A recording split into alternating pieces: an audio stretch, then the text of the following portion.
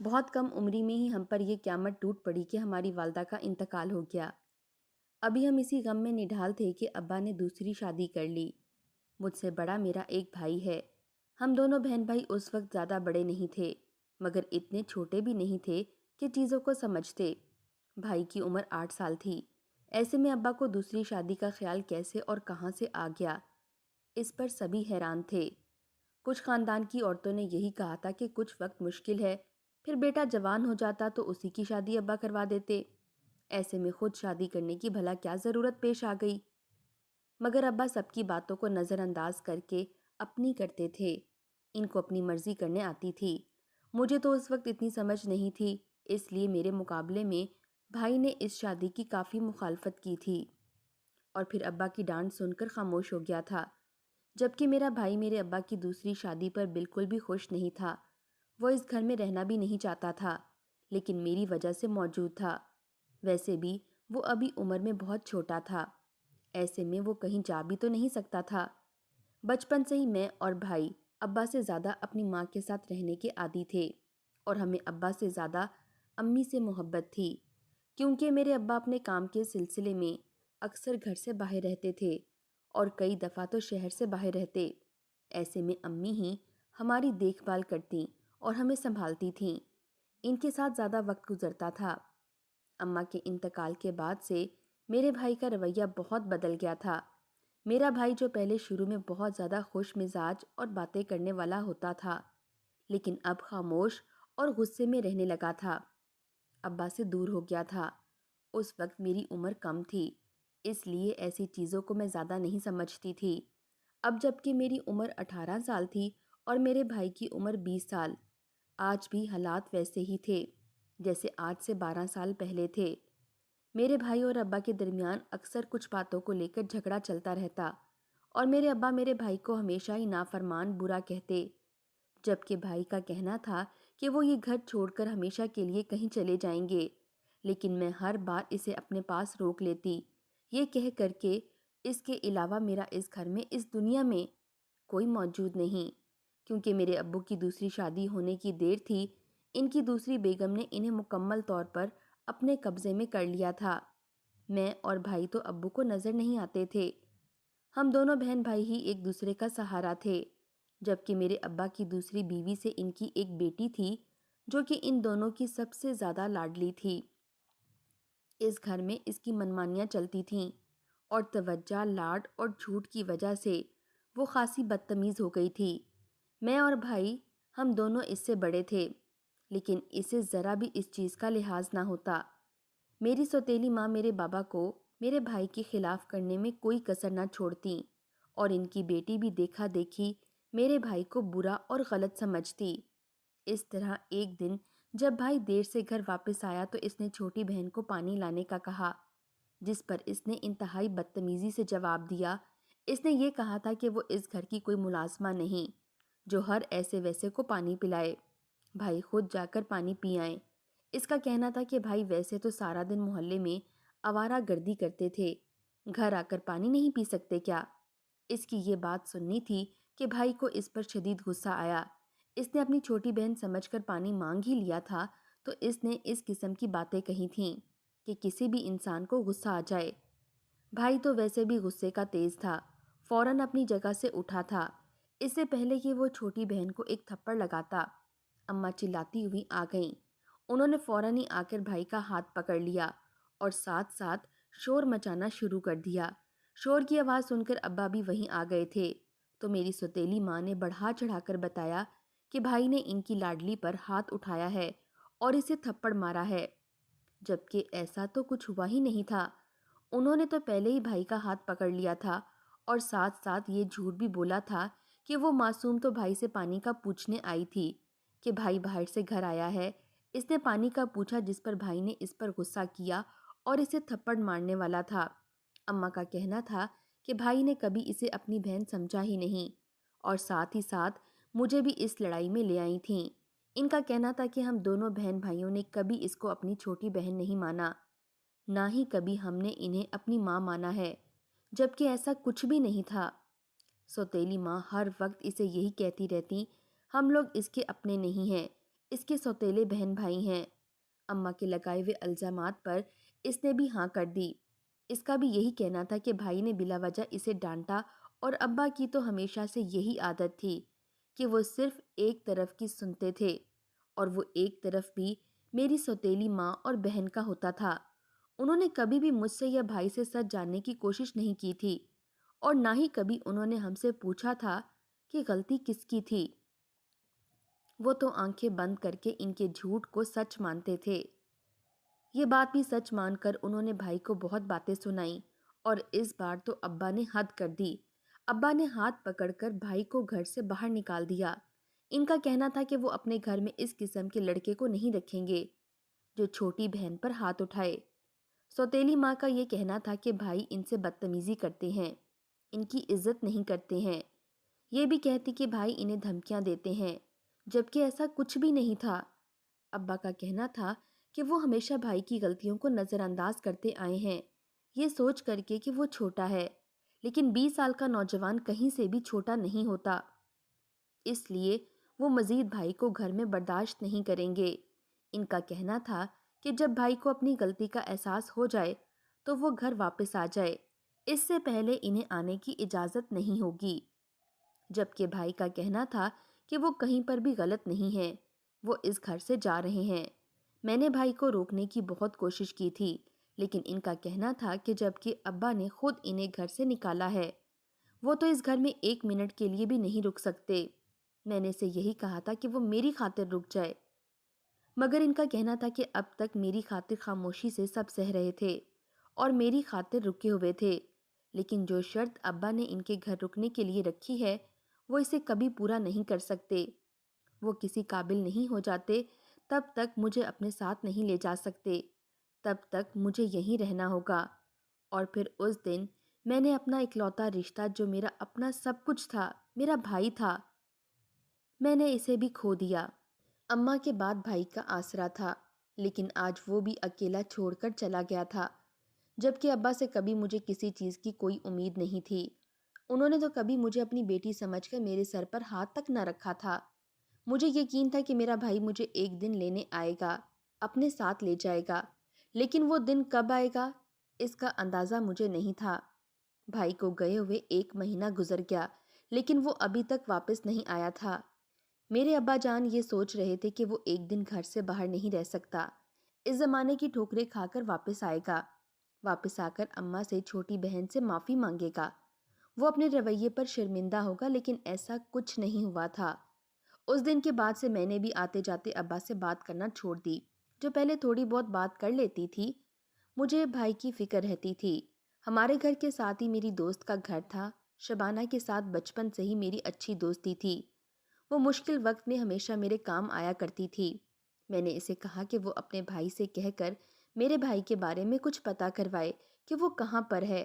اگر اسے گھر نہیں آنا تو وہ ایک الگ بات ہے، لیکن کم از کم مجھے اس بات کا اطمینان ہو جائے کہ وہ جہاں بھی ہے خیریت سے ہے، ٹھیک ہے۔ جبکہ اس کا یہی کہنا تھا کہ وہ اپنے ابو اور بھائی سے کہہ کر پتہ لگوائے گی، جیسے ہی میرے بھائی کے بارے میں کچھ معلومات ملے گی مجھے بتا دے گی۔ جبکہ دوسری طرف ابا کو اس چیز کی کوئی فکر نہ تھی، انہوں نے گھر میں کبھی بھائی کا ذکر تک نہ کیا تھا۔ جب کبھی مجبور ہو کر ابا سے بھائی کو ڈھونڈنے کا کہتی تو وہ یہی کہتے کہ کسی دوست کے گھر میں پڑا ہوگا، جب عقل ٹھکانے آئے گی تو خود بخود گھر واپس آ جائے گا۔ ان کا کہنا تھا کہ وہ کیوں اس آوارہ کو ڈھونڈ کر واپس لے کر آئیں۔ ابا کی طرف سے تو میں مکمل طور پر مایوس ہو گئی تھی، کیونکہ اگر ابا کبھی بھائی کو ڈھونڈنے کا ارادہ کرتے بھی تو میری سوتیلی ماں ایسا ہونے نہیں دیتی، کیونکہ وہ کبھی بھی نہیں چاہتی تھیں کہ بھائی گھر واپس آئے۔ اس بات کو 2 مہینے گزر چکے تھے، لیکن بھائی کا ابھی تک کچھ پتہ نہیں تھا۔ میں گھر کے کام کاج کرنے کے ساتھ ساتھ بھائی کو یاد کرتی روتی رہتی، جبکہ میری سوتیلی ماں ابھی بھی اپنی حرکتوں سے باز نہ آئی تھی، اور وہ بھی مجھے چھوٹی چھوٹی باتوں پر تانا دیا کرتی، اور میری چھوٹی بہن بھی کسی سے کم نہ تھی، وہ بھی اپنی ماں کی دیکھا دیکھی مجھے بے عزت کرنے کا کوئی موقع ہاتھ سے جانے نہیں دیتی تھی۔ اور اب مجھے ان کی باتوں سے کوئی فرق نہیں پڑتا تھا، کیونکہ اب میں نے کسی چیز پر دھیان دینا چھوڑ دیا تھا۔ میرا دھیان ایک ہی طرف تھا، اور وہ میرا بھائی تھا جو مجھ سے دور ہو گیا تھا۔ کچھ دنوں سے میری طبیعت کچھ ٹھیک نہیں تھی۔ جب میں کچن میں کام کرتی تو مجھے چکر آتے اور ساتھ ساتھ میرا دل گھبراتا۔ مجھے یہی لگتا کہ شاید بھائی کی وجہ سے میں پریشان رہتی ہوں اور ان کی پریشانی کو میں نے اپنے ذہن پر سوار کر لیا ہے، اسی لیے میری طبیعت خراب رہنے لگی ہے۔ کچھ دن تو میں اسی طرح نظر انداز کرتی رہی، لیکن پھر طبیعت زیادہ خراب رہنے لگی۔ ایک دن اسی طرح میں اپنی سہیلی کے گھر کسی کام سے گئی تھی، جب وہاں میں بے ہوش ہو گئی۔ ہوش میں آنے پر جو خبر مجھے سننے کو ملی، اس نے میرے پیروں کے نیچے سے زمین کھینچ لی، کیونکہ جیسے ہی میں ہوش میں آئی، میری سہیلی نے مجھے بتایا بے ہوش ہونے پر اس نے محلے کے قریبی کلینک سے ڈاکٹر کو بلایا تھا۔ اس نے مجھے دیکھ کر یہ بتایا کہ میں حاملہ ہوں۔ ایسے کیسے ہو سکتا تھا؟ اس بات پر جہاں میں حیران تھی، وہیں پر شبانہ بھی حیران تھی۔ وہ میری سب سے اچھی دوست تھی۔ وہ جانتی تھی کہ میں کبھی بھی ایسا کچھ نہیں کر سکتی۔ میں بنا شادی کے حاملہ کیسے ہو سکتی تھی؟ یہ بات صرف میں اور شبانہ جانتے تھے۔ میں نے اس سے منت کی کہ وہ اپنے گھر میں یہ بات کسی کو نہ بتائے اور نہ میرے گھر والوں کو اس کی خبر ہونے دے، کہ میں جانتی تھی کہ اگر میری ماں کو ذرا سا بھی پتہ چلا، کوئی کسر نہیں چھوڑے گی مجھے برا کہنے میں، مجھ پر الزام لگانے میں۔ اسے مجھ پر پورا بھروسہ تھا۔ میں نے یہ کہا کہ ہو سکتا ہے کہ ڈاکٹر کو کوئی غلط فہمی ہو گئی ہو، ایسا کچھ نہ ہو۔ اس کا یہ کہنا تھا کہ مجھے ایک بار کسی اچھے ڈاکٹر کو دکھانا چاہیے تاکہ اس بات کا پتہ چل سکے۔ اس کا کہنا تھا کہ وہ میرے ساتھ چلے گی، جبکہ میں نے اسے یہی کہا تھا کہ ہمیں کہیں جانے کی ضرورت نہیں ہے، میں نے ایسا کچھ کیا ہی نہیں، تو میں کیوں ڈروں؟ جس پر اس کا کہنا تھا کہ اس طرح حالات اور بھی بگڑ سکتے ہیں، میری سوتیلی ماں کو پتہ چل سکتا ہے، اس لیے ہمیں ایک بار کسی ڈاکٹر کو جا کر دکھانا چاہیے، اس بات کی تصدیق کرنی چاہیے کہ آخر یہ معاملہ کیا ہے۔ اس کی بات ٹھیک تھی۔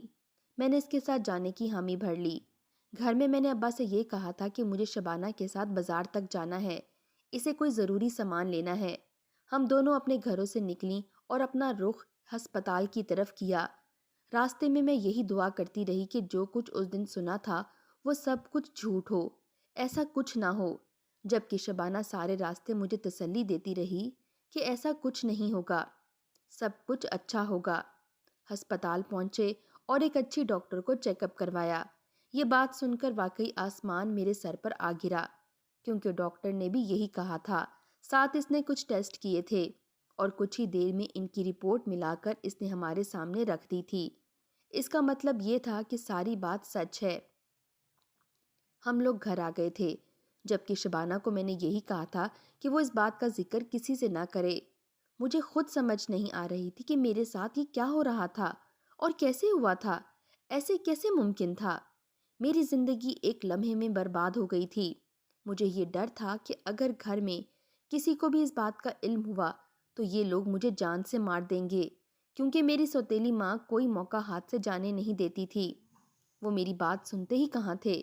میں بنا شادی کے حاملہ ہو گئی تھی، جس میں میرا کوئی قصور نہیں تھا، لیکن مجھے یقین تھا کہ کوئی میری اس بات پر یقین نہیں کرے گا، اس لیے ڈر کے مارے میں گھر سے بھاگ آئی، کیونکہ میں یہ بھی نہیں چاہتی تھی کہ کس نے میرے ساتھ یہ ظلم کیا ہے، کون میرا یقین کرے گا کہ میں بے قصور ہوں۔ میرے وہ گھر والے جنہوں نے آج تک میرے بھائی کا یقین نہیں کیا تھا اور اسے نکال دیا تھا، مجھے یقین تھا کہ وہ مجھے جان سے مار دیتے۔ مجھے موت سے ڈر نہیں لگتا، لیکن میں کبھی بھی یہ نہیں چاہتی تھی کہ ابا مجھے غلط سمجھتے۔ وہ تو یہی سمجھتے کہ میں نے کوئی گناہ کیا ہے۔ اسی خوف اور ڈر کی وجہ سے میں اپنے گھر سے بھاگ کر دارالامان آ گئی۔ بد کردار سمجھنے سے اچھا تھا کہ میرے ابو مجھے یہ سمجھ لیتے کہ میں گھر سے بھاگ گئی ہوں۔ یہ الزام اس بدنامی سے کچھ کم تھا، اس لیے یہی راستہ مجھے ٹھیک لگا۔ دارالامان میں رہتے ہوئے جب میرا بچہ ہونے کا وقت قریب آیا تو مجھے ہسپتال لے گئے۔ کچھ دیر بعد ڈاکٹر نے کپڑے میں لپیٹ کر میرے برابر میں رکھا تو اسے دیکھ کر میری چیخیں نکل گئی کہ وہ تو میرے بیٹے کے ساتھ ساتھ رشتے میں میرا جو ایک کزن تھا اسی کے جیسے لگ رہا تھا۔ تو کیا اس بچے کا باپ وہی تھا؟ پہلی سوچ میرے دماغ میں یہی آئی، مگر وہ کیسے ہو سکتا تھا؟ ان لوگوں کا تو کافی عرصے سے ہمارے گھر آنا جانا بھی نہیں تھا۔ میرا وہ کزن میرے چچا کا بیٹا تھا اور کچھ عرصے پہلے میری چچی کی میری ماں سے کسی بات پر انبن ہو گئی تھی، جس کی وجہ سے انہوں نے ہمارے گھر آنا جانا چھوڑ دیا۔ وہ بھی پہلے ہمارے گھر آ جایا کرتا تھا، لیکن اس کے بعد اس نے بھی گھر آنا چھوڑ دیا تھا۔ وہ جب بھی گھر آتا تو مجھے احترام کی نظر سے دیکھتا تھا۔ وہ انسان میرے ساتھ اتنا بڑا ظلم نہیں کر سکتا۔ اس بات کو ماننے پر میرا دل راضی نہیں تھا۔ پھر میں نے اس بات کے بارے میں سوچنا چھوڑ دیا، اور پھر کچھ دنوں میں اپنے بچے کو لے کر دارالمان واپس آ گئی۔ اس سارے واقعے کو 1 مہینہ ہی گزرا جب ایک دن دارالمان میں مجھ سے کوئی ملنے آیا۔ میں حیران تھی کہ بھلا مجھ سے ملنے کون آ سکتا ہے، جبکہ میں نے تو کسی کو اپنے یہاں ہونے کا نہیں بتایا تھا۔ میں نے یہی سوچا تھا کہ جو بھی ہے میں اس سے ملنے سے انکار کر دیتی ہوں، لیکن میں نے ملنے کا سوچا۔ یہ سوچتے ہوئے میں ملنے کے لیے پہنچ گئی۔ جب میں اس کمرے میں داخل ہوئی تو یہ دیکھ کر میں حیران ہو گئی کہ سامنے کوئی اور نہیں بلکہ میرا وہی کزن موجود تھا۔ میرے چچا کا بیٹا زید سامنے موجود تھا۔ مجھے اپنے سامنے دیکھ کر اس نے اپنی نظریں نیچے کر لی تھیں اور مجھے بیٹھنے کا اشارہ کیا۔ اس کا کہنا تھا کہ وہ مجھے ایک بہت بڑی سچائی بتانے آیا ہے۔ ان کا کہنا تھا کہ اس نے مجھے بہت ڈھونڈنے کی کوشش کی، لیکن میں اسے کہیں نہیں ملی، اور اتنے مہینوں کے بعد اب جا کر میں اسے ملی تھی۔ اس نے کوئی بھی ہسپتال، کوئی ایسا ادارہ نہیں چھوڑا جہاں اس نے مجھے ڈھونڈا نہ ہو۔ اس کے بعد اس نے بالآخر مجھے ڈھونڈ لیا۔ اس کا کہنا تھا کہ وہ سب کچھ جانتا ہے کہ کس وجہ سے میں گھر سے بھاگ کر یہاں آئی، اور یہاں آنے کے بعد میرے ساتھ کیا ہوا تھا۔ میں حیران تھی کہ وہ یہ سب کچھ کس طرح سے جانتا ہے، کیونکہ یہ بات میرے اور شبانہ کے علاوہ تو کوئی بھی نہیں جانتا تھا۔ کہیں ایسا تو نہیں کہ میرے گھر سے بھاگ کر آنے کے بعد شبانہ نے سب کو بتا دیا ہو، جسے سن کر میرے رہے سہے ہوش بھی اڑ گئے۔ اس کا کہنا تھا کہ میرے بچے کا باپ کوئی اور نہیں بلکہ وہی ہے، اور یہ بات اس کے علاوہ اور کوئی نہیں جانتا۔ ساتھ ساتھ اس کا یہ بھی کہنا تھا کہ اس نے کوئی گناہ نہیں کیا اور نہ ہی میں گناہگار ہوں۔ اس کا کہنا تھا کہ آج وہ یہاں پر مجھے ساری سچائی بتانے کے لیے آیا ہے۔ اس نے مجھے بیٹھنے کا اشارہ کیا اور پھر بولنا شروع کیا۔ سب سے پہلے اس نے یہی بتایا تھا کہ آپ سے بہت سال پہلے جب میری امی زندہ تھیں، اس وقت میری چچی اور امی میں بہت اچھی دوستی ہوا کرتی تھی، کیونکہ وہ بچپن کی سہیلیاں تھیں، اور خوش قسمتی سے ان کی شادی ایک ہی گھر میں ہو گئی تھی، جس سے ان کی دوستی اور مضبوط ہو گئی تھی۔ اسی دوستی کو وہ دونوں رشتہ داری میں بدلنا چاہتے تھے۔ اس لیے جس وقت میں صرف 4 سال کی تھی، میری امی نے اپنی خوشی سے رضامندی دی۔ میری امی بیمار رہتی تھیں، انہیں کینسر تھا۔ وہ جانتی تھی کہ وہ زیادہ دیر تک زندہ نہیں رہ سکتی، اسی لیے وہ جانے سے پہلے چچی سے کیا ہوا اپنا وعدہ پورا کرنا چاہتی تھیں۔ اسی لیے انہوں نے اپنی آنکھوں کے سامنے یہ نکاح کروا دیا۔ اس وقت میں بہت چھوٹی تھی، اس لیے بڑے ہونے پر مجھے کچھ بھی یاد نہیں تھا۔ میرے بھائی بھی اس وقت چھوٹا ہی تھا، اس لیے اسے بھی ان سب باتوں کے بارے میں زیادہ علم نہیں تھا، اور ابا نے کبھی یہ بتانا ضروری نہ سمجھا۔ میرے کزن کو اس بات کا علم میری چچی سے ہوا۔ میری چچی نے انہیں سب کچھ بتایا ہوا تھا۔ ان کا ارادہ تھا کہ وہ کچھ عرصے میں ابا سے بات کر کے اپنی امانت کو گھر لے آئیں گی، لیکن اس سے پہلے ہی میری سوتیلی ماں نے ایک ایسا پلان بنایا جس نے سب کچھ خراب کر دینا تھا۔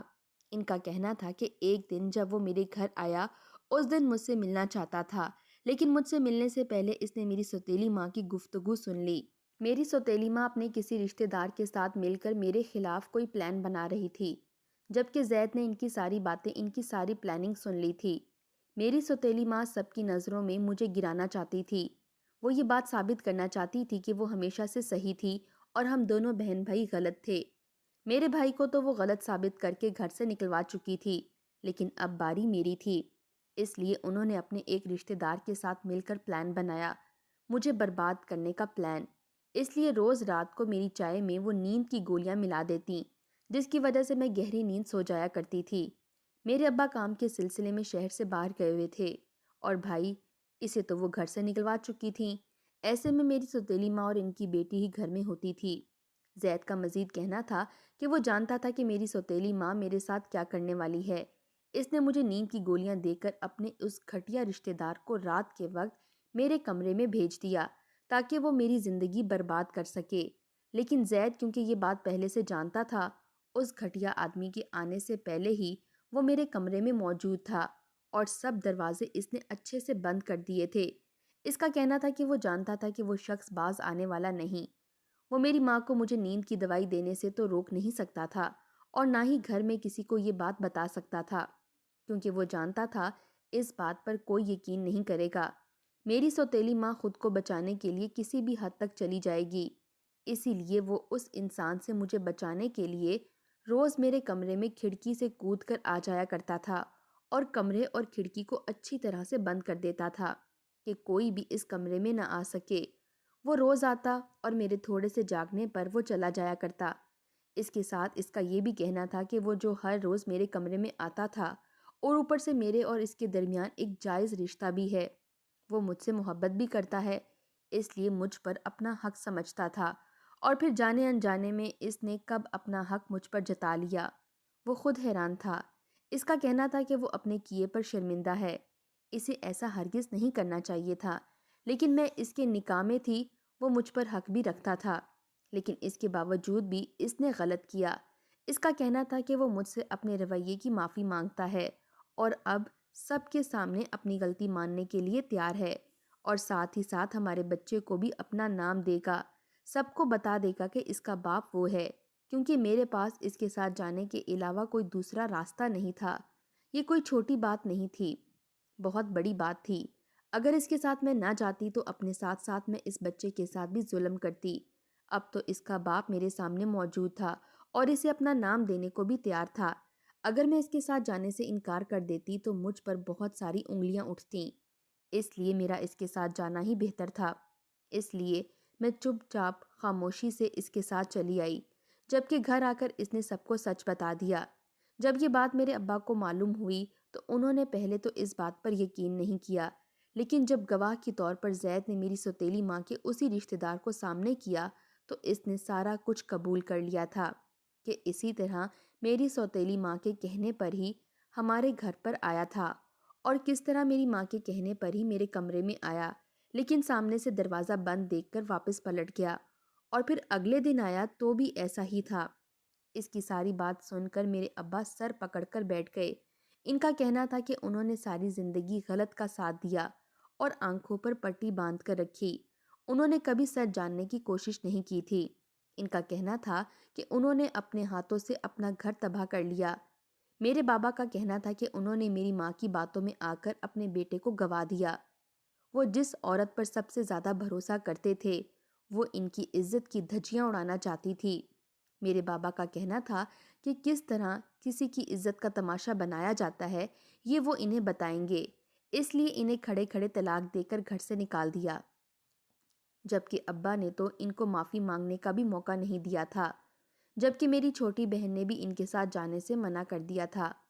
میری سوتیلی ماں ہماری زندگیوں سے جا چکی تھی، ہمیشہ ہمیشہ کے لیے، اس لیے کبھی ان کا ذکر نہیں ہوا تھا، جبکہ میری چھوٹی بہن کو جب ساری سچائی معلوم ہوئی تو اس کی ماں اتنی جھوٹی اور مکار تھی، اس کے بعد سے اس نے بھی اپنی ماں سے ملنے سے انکار کر دیا تھا۔ اس کا کہنا تھا کہ وہ ہمارے ساتھ رہے گی۔ اس نے مجھ سے اپنے کیے کی معافی مانگی، میں نے اپنی چھوٹی بہن سمجھ کر اسے معاف کر دیا، جبکہ میرے بھائی کو ابا تلاش کر کے ایک دن گھر واپس لے آئے تھے۔ میرے ابا نے میرے بھائی سے معافی مانگنے کی کوشش کی تھی، لیکن بھائی کا کہنا تھا کہ ماں باپ اپنے بچوں سے معافی نہیں مانگتے۔ میری چھوٹی بہن نے بھی بھائی سے معافی مانگی تھی، انہوں نے ابا کو بتایا تھا کہ اس دن بھائی کی کوئی غلطی نہیں تھی، ماں کے کہنے پر اس نے جھوٹ بولا تھا، جبکہ بھائی نے تو اسے کچھ بھی نہیں کہا تھا۔ سب کچھ ٹھیک ہو گیا تھا، ہم لوگ ہنسی خوشی اپنی زندگی میں رہنے لگے تھے۔ چچی باقاعدہ طور پر شادی کی تاریخ لینے آئی تھیں، ان کا کہنا تھا کہ وہ دھوم دھام سے مجھے اپنے گھر لے کر جائیں گی، جبکہ شادی کرنا میرے لیے سب سے بڑی مجبوری تھی، اس لیے میں نے ہاں کر دی اور کچھ دنوں میں دھوم دھام سے رخصت ہو کر سسرال آ گئی تھی۔ زید سے میں ابھی تک ناراض تھی کہ اس نے میرے ساتھ بہت برا کیا تھا، جو بھی کیا اس کی نکاح میں تھی، لیکن کسی پر بھی اس طرح سے اپنا حق جتانا کہاں سے ٹھیک تھا۔ اس کا کہنا تھا کہ وہ مجھے کھونے سے ڈر گیا تھا، اسی لیے بے اختیار ہو گیا اور ایک غلطی کر بیٹھا، اسے احساس تک نہیں ہوا تھا۔ اس کا کہنا تھا کہ وہ سب سے زیادہ میری فکر کرتا تھا، اس نے اپنی غلطی کو قبول کیا، مجھے اپنے گھر عزت سے لے کر آیا، سب کو سچائی بتائی تھی۔ کیا یہ سب کافی نہیں، یہ ثابت کرنے کے لیے کہ وہ میرے ساتھ کتنا مخلص ہے؟ یہ کافی نہیں ہے کیا؟ میرے پاس اس بات کا کوئی جواب نہ تھا۔ اس کی بات ایک طرح سے ٹھیک تھی۔ وہ چاہتا تو کسی بھی دوسری لڑکی سے شادی کر لیتا اور مجھے سائڈ پر کر دیتا، لیکن اس نے ایسا کچھ نہیں کیا تھا۔ اسی لیے میں نے اسے معاف کر دیا۔ اپنی زندگی میں ہنسی خوشی رہنے لگی۔ کچھ عرصے میں میرے ابا بھائی کے لیے لڑکی دیکھنا شروع کر دی۔ ان کا کہنا تھا کہ وہ بھائی کی شادی کرنا چاہتے ہیں تاکہ گھر میں کوئی رونق ہو۔ ہم سب لوگ اپنی اپنی زندگی میں خوش اور آباد رہنے لگے تھے۔